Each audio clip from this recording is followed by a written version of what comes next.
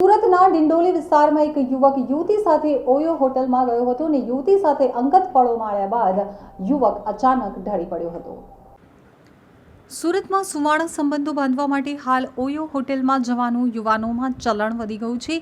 ત્યારે ડિંડોલી વિસ્તારમાં આવેલી એક ઓયો હોટલમાં યુવક યુવતી સાથે ગયો હતો। આ દરમિયાન અંગત પળો માણ્યા બાદ યુવક હોટેલની રૂમમાં જ પલંગ ઉપર ઢળી પડ્યો હતો, જ્યાં તેનું મોત નીપજ્યું હતું। આ અંગે હોટલના સંચાલકોએ જાણ કરતાં જ પોલીસ કાફલો ઘટનાસ્થળે પહોંચી ગયો હતો અને વધુ તપાસ હાથ ધરી હતી। મળતી વિગતો અનુસાર ડિંડોલીના એક ઓયોમાં મૂળ બિહારનો વતની તેઓ તારિક અનવર એક યુવતી સાથે પહોંચ્યો હતો।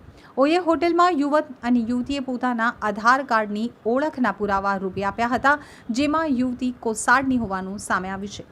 ઓયોના બંધ રૂમમાં સૂતા જ તારિક અનવર નામના યુવકનું મૃત્યુ થયું હતું। યુવકના મોતનું કારણ હાલ અકબંધ રહ્યું છે, જેથી પીએમ માટે તેનો મૃતદેહ મોકલી પોલીસે વધુ તપાસ હાથ ધરી છે। તો ડિંડોલીના પેવેલિયન પ્લાઝામાં આવેલા જેક સ્પેરો નામની ઓયો હોટેલમાં આ ઘટના બની હતી। યુવતી સાથે અંગત પળો વિતાવતા તારિક અનવર નામનો યુવક આવ્યો હતો। શારીરિક સંબંધ બનાવ્યા તુરંત બાદ જ યુવક પલંગ ઉપરથી ઢળી પડ્યો હોવાનું તપાસમાં સામે આવ્યું છે, જેથી તાત્કાલિક ઓયો હોટલના માલિકે 108 ઉપર ફોન કરતા 108ના કર્મચારીઓ ઘટના સ્થળે તેનો મૃત જાહેર કર્યો હતો। ઘટનાની ગંભીરતાને જોતા ડિંડોલી પોલીસ ઘટના સ્થળે દોડી આવી હતી અને યુવક સાથે આવેલી યુવતી અને હોટેલ બંને શંકાના ઘેરામાં હોવાથી પોલીસે વધુ તપાસ હાથ ધરી છે।